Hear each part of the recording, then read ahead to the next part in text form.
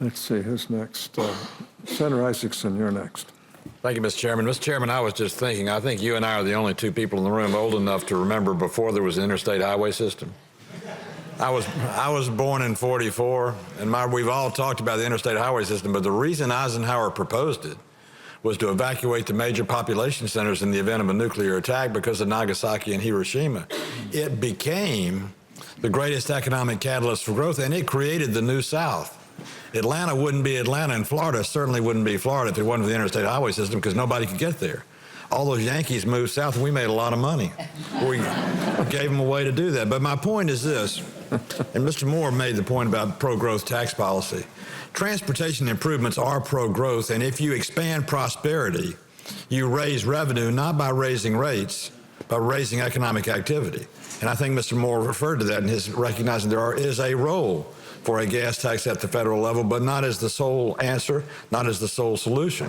I agree with Secretary LaHood, and I agree with you, Mr. Chairman, we've got to put everything on the table and stop talking at each other and by each other, but start talking to each other.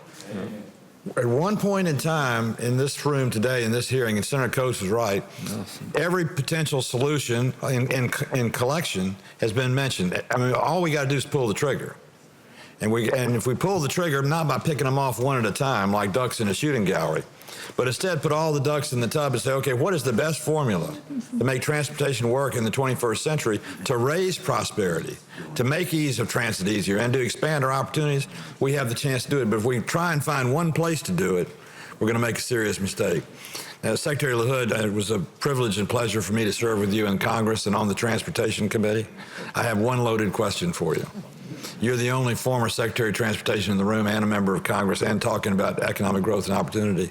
There is a lot to be said about fast-tracking road construction in the United States and breaking away the labyrinth of regulations and time-consuming regulations of the federal government. As a former Secretary of Transportation and as a former member of Congress and as one advocating road improvements, don't you think there's a part of this reform that gets us revenue ought to be lessen the cost of federal regulation and federal delay on building roads in our states? Absolutely. And it can be done at the department. It can be done at the Secretary's office. I met with every governor in the country. We knew every Secretary of Transportation in the country. We worked with them day in and day out. They were our best partners.